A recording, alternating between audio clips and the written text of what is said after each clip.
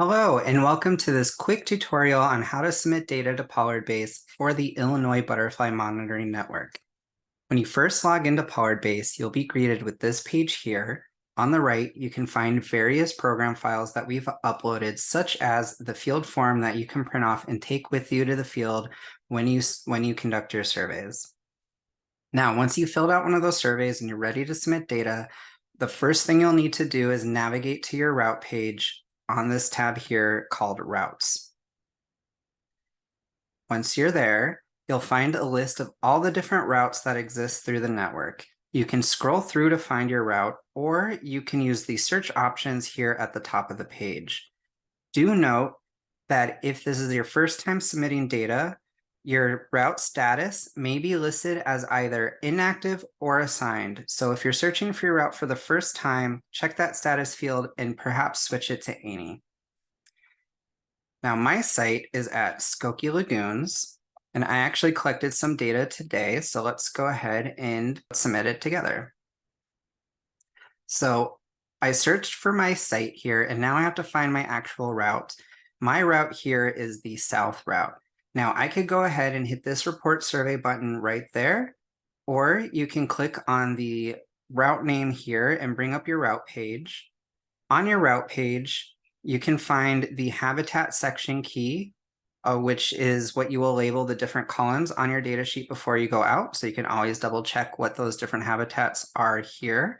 And you can also download an image with the route map, which has points showing where those route sections change.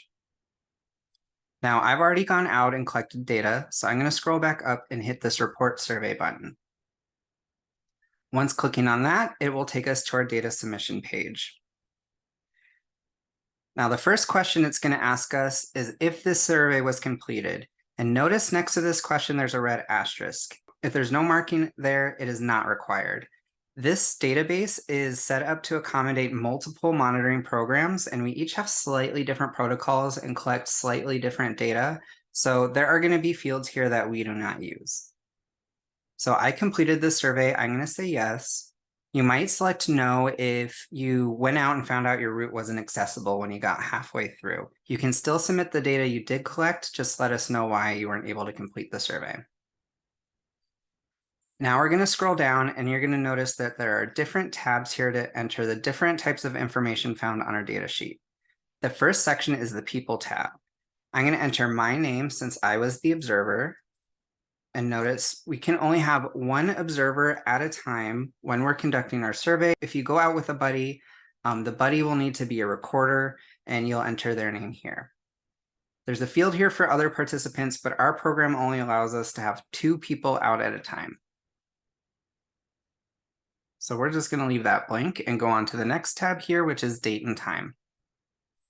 You will need to enter both the start date and the end date for your survey.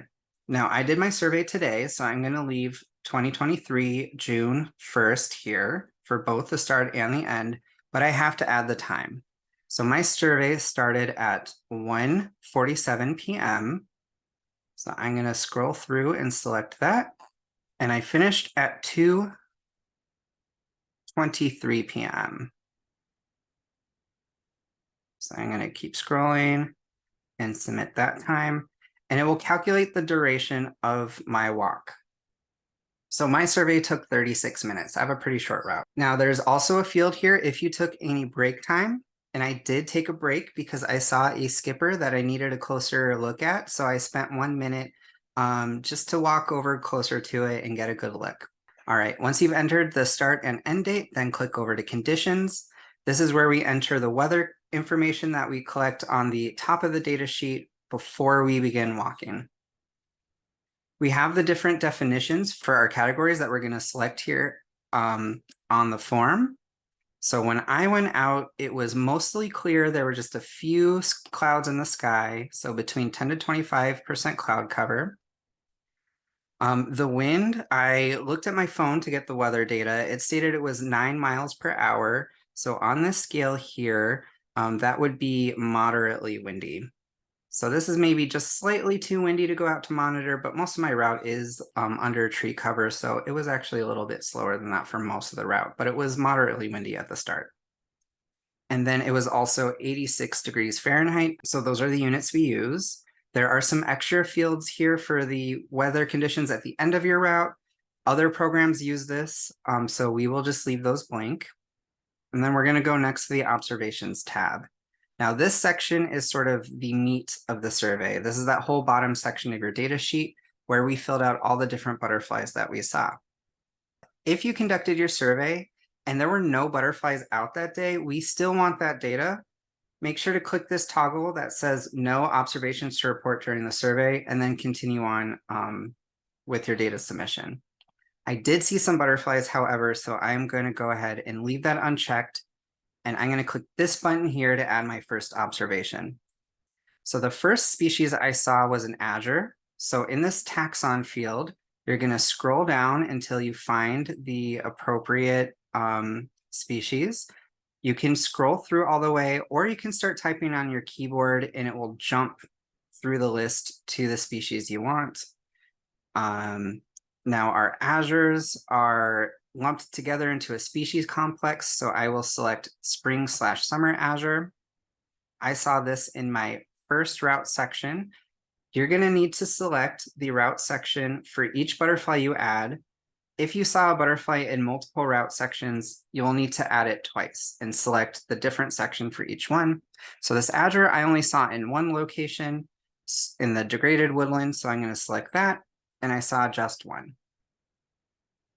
Then I'm going to click add observation because I did see more than just that one azure. I also saw a monarch butterfly, so I'm just going to type monarch, and boom, the list jumped right to it. I also saw one in the degraded woodland, so I selected and just typed one in that box here. I also saw a Zabulon skipper. That's what I took the 1 minute break for to get a closer observation of.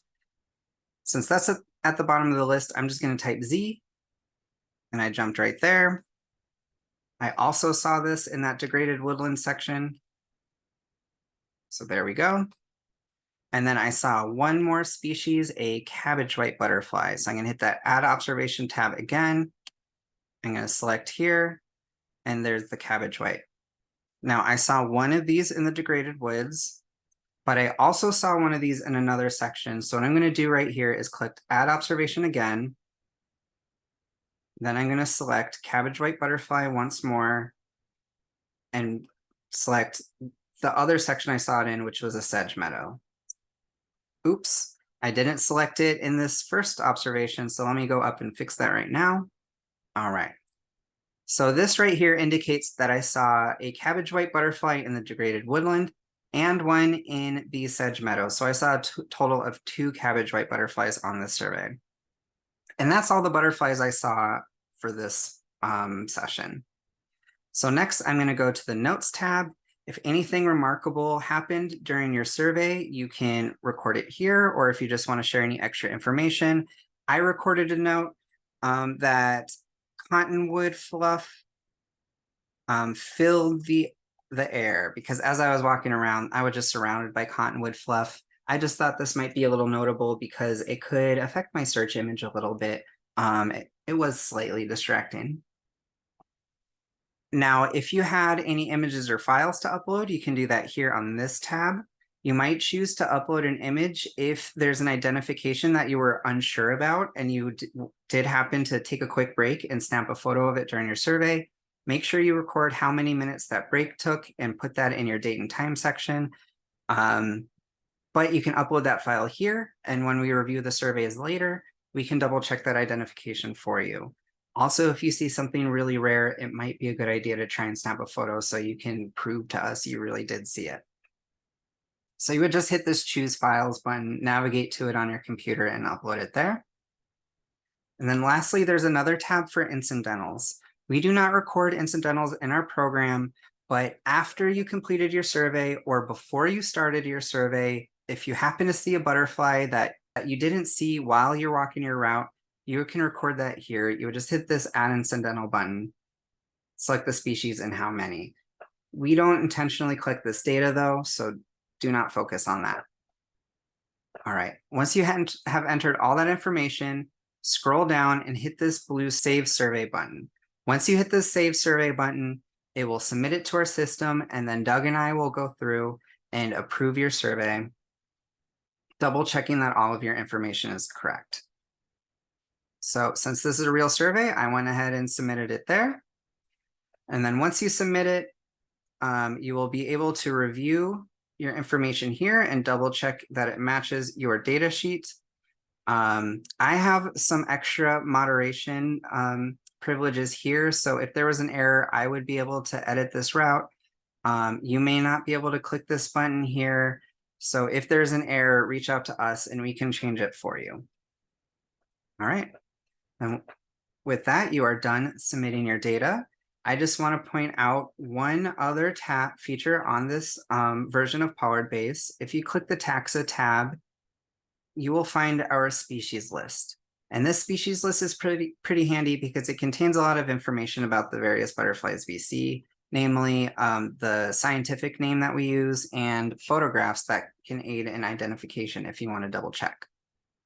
If you click on either the scientific name or common name, you will order the list alphabetically by that name, and you can either do it from A to Z or Z to A if I were to click it again.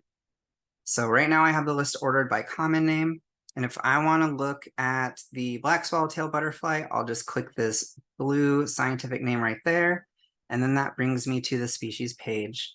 And here I can look at an image and review my identifications. And with that, you've submitted your data.